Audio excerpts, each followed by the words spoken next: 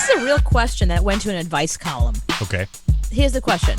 I have an employee who's a good worker, but it's come to my attention that she believes in voodoo and places curses on employees she doesn't like.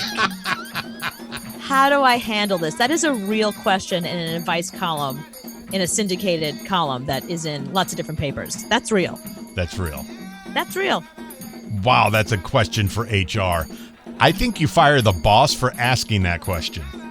No, the boss has a right to ask that question, but how do you handle an employee? I mean, it's not really aggressive, is it? I mean, and is the voodoo the religion? If it's a religious thing, then you can't say anything about it. Then just, here's some pins. Nothing you can do. But if somebody is doing it because that's just the way they get out their stress, and why do people know about it? That's if I went home and had a voodoo doll, which I have had of some of our bosses in the past, I wouldn't broadcast it. I wouldn't go be at work and be like, I'm going to go home and stick a pin in you. Unless she's walking around the office shaking dead chickens at people, then right. I don't think it's a big deal.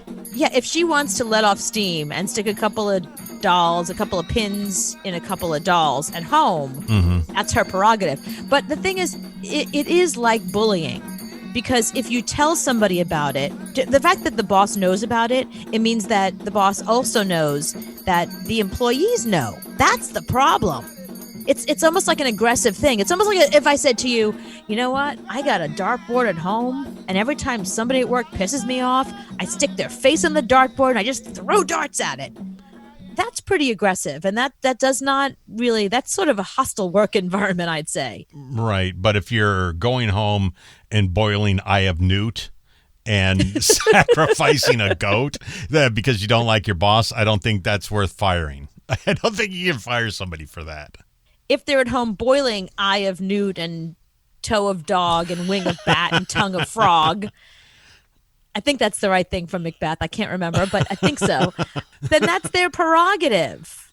But it's the fact that other employees know about it that's the problem. There's nothing you can do. I mean, it's like you said, it's a religious thing, I think. No, Voodoo's if it's religious. If it's not religious, if it's just like an aggressive bullying thing, I think you have to determine, is it religion? Is it your religious prerogative? In that case, go for it. Nothing I can do about that.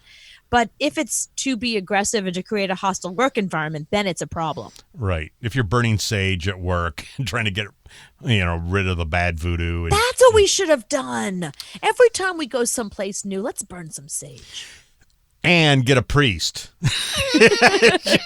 We'll follow him when he walks down the hall, shaking water. Exactly. Just get rid of all the bad juju. We'll also get maybe like a ghost chaser in there. Let's just get them all in there. There were a couple of stations we needed a priest.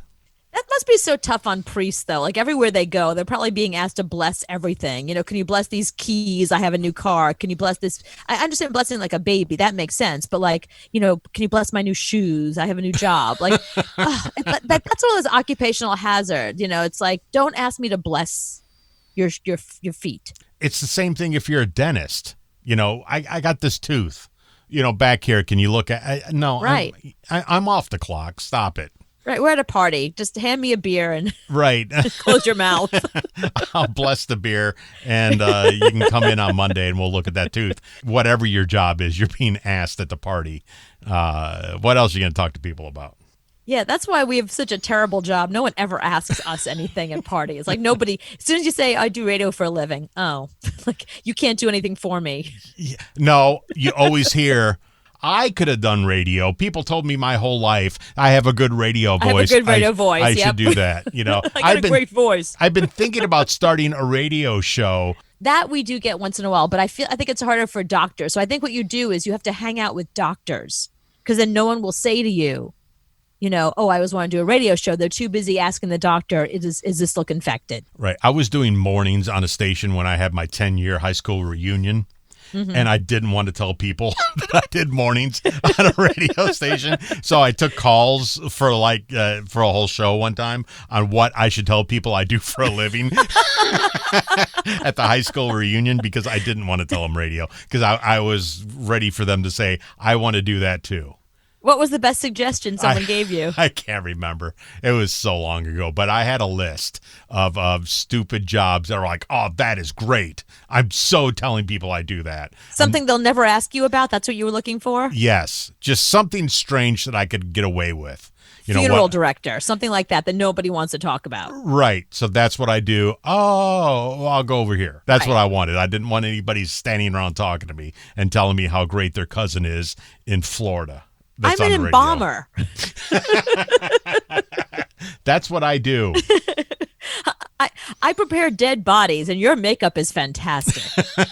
I actually had that the other day. I asked the guy what he did, and he worked at and I had nothing to say after he said funeral director. I don't know what to say.